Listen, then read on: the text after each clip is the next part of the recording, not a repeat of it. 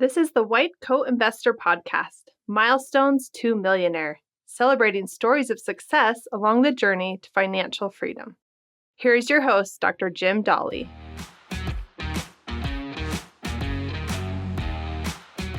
This is Milestones to Millionaire podcast number 48. Family docs pay off $570,000. StudentLoanAdvice.com is a white coat investor company created to help doctors, dentists, and other high earners tackle and defeat their student debt. Letting a professional guide you through the best options to manage your loans will save you hours of research and stress and potentially save hundreds to thousands of dollars with your custom student loan plan. Book a consult with Andrew Paulson, the lead student loan consultant and co-founder of StudentLoanAdvice.com today. All right, let's get our guest on today. Katie is coming on the podcast. All right, I am here with Katie. Welcome to the Milestones to Millionaire podcast. Thank you. I'm happy to be here. All right, so what is your profession/specialty and how far are you out of your schooling and training? So I'm a family medicine physician. I'm married to another family medicine physician. We both graduated from medical school in 2009 and residency in 2012. Okay, and how much debt did you pay off? Well, as of July 1st of 2012, we had between us $570,000. We paid that off in 9 years and finished it up in August of this year. Awesome. Congratulations. That's wonderful. Thank you. So over that time period, I don't know how much you were both working. Were you both full-time? I mean, what was your average household income over that 9 years? So we were both full-time, aside from the time I took off for maternity leave a couple times. We varied between $300,000 and $440,000. Okay, so pretty typical family physician incomes. And you used that to pay off $570,000. How'd you do that? Sometimes I don't even know how we did it. We just paid it off a bit at a time. I think one thing that we were looking at was every time we had an extra $3,000 or $5,000 or $10,000, we just put it straight to the loans. And we did that year after year after year. And it just got to be a habit. Anytime we had extra money, put it on the loans. Was there some point at which you decided that this was going to be a priority for you, or did you work on it about the same amount over the entire time period? Well, I'll say I wish I discovered your website years ago.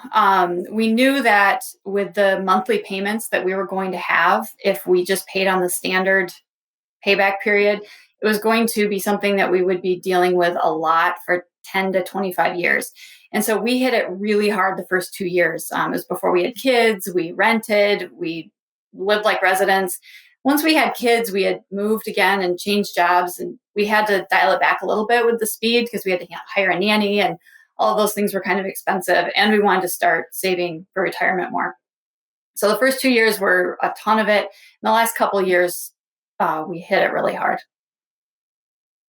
Cool. So in the end, did it turn out to be easier or harder than you thought it was going to be? I think it was easier. In the beginning, it felt insurmountable. I would log into Sally Mae, which is Sally Mae at the time, and every day you could see our balance going up. And I'll tell you, I didn't log in every day, but every time I did, it was just shocking. And then it just started going down after a couple of years in, and that was inspiring enough to have us keep working at it. You could see the progress you were making. Mm-hmm. So how's it feel now? I mean, your student loans are paid off. It is so great. I mean, I've been listening to your podcast a lot, and some people talk about how if you'd put the money in the market, we would probably be better off financially than we are now. And that's definitely true, especially over the last couple of years. But I am so happy not being on the hook for thousands and thousands of dollars every month. I mean, it's just a great feeling now every month to know that we get to save this money and invest this money and use it in different ways. Does it affect the way you practice? Do you think it's changed how you interact with patients? Well, I think when you get to approach your job every day as something that you want to do, that really changes it. And I'll tell you, we've been focusing a lot on work life balance. And I went part time.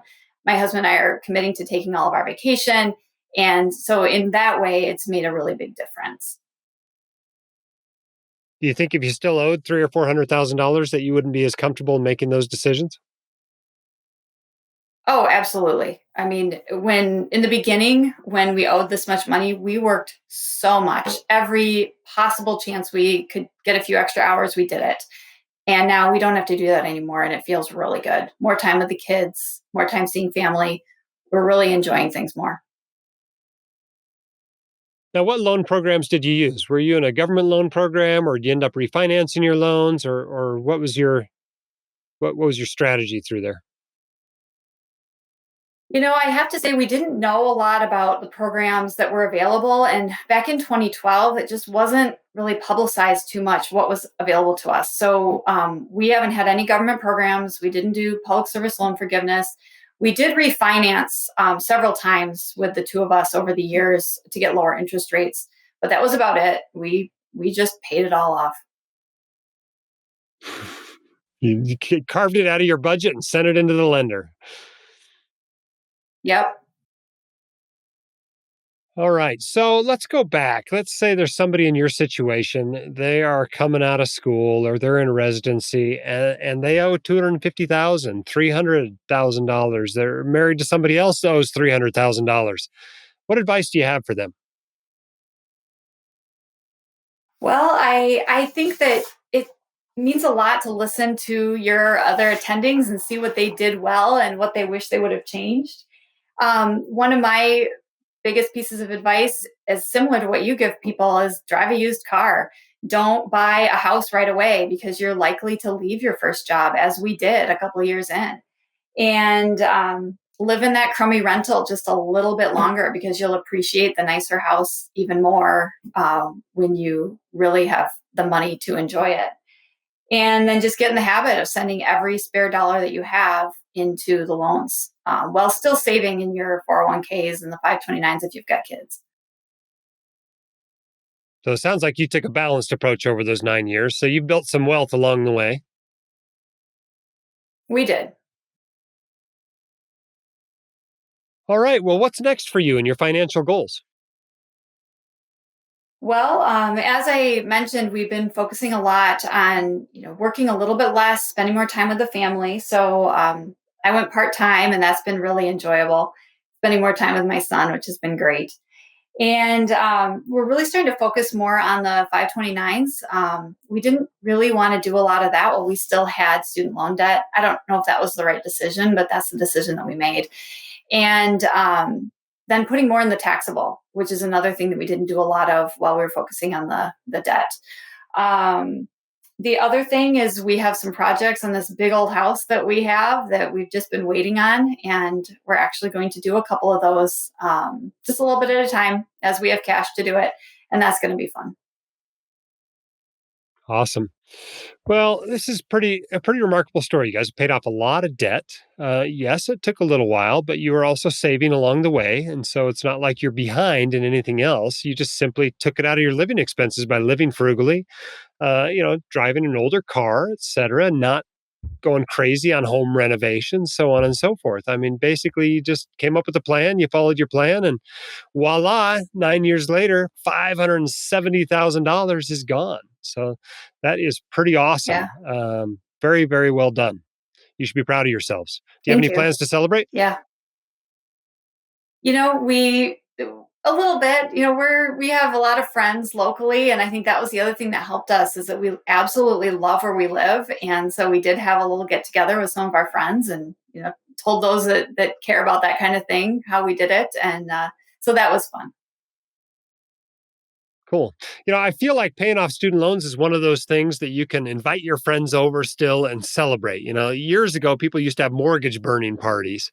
I haven't heard of any of those lately, but student loans, you can still do that on. Everybody feels kind of united in stepping on those and getting rid of them, getting them out of your lives. I don't know that you're going to be able to celebrate a lot of your other Yeah, future milestones with all of your friends, but that might be a little more no, I don't awkward to think so. celebrate financial independence with them.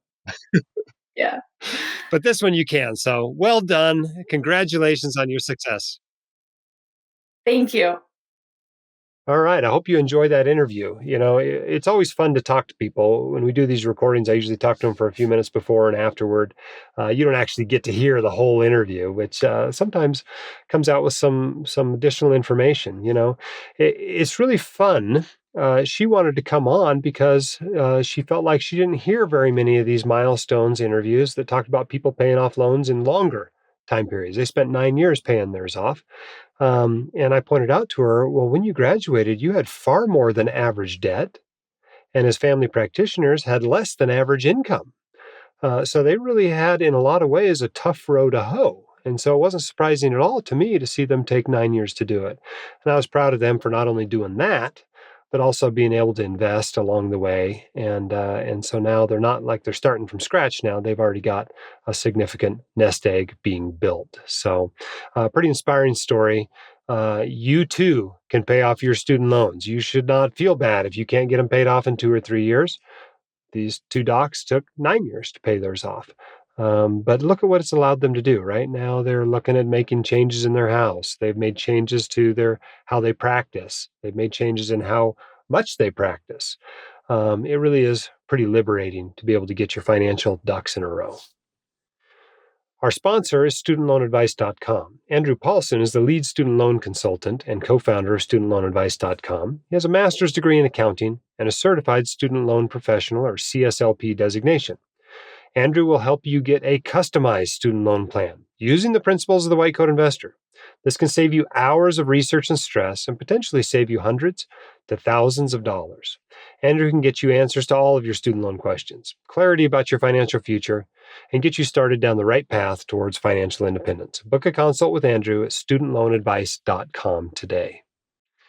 Well, thanks for being here with us again. We record these every week. We drop these Milestones to Millionaire podcasts on Mondays.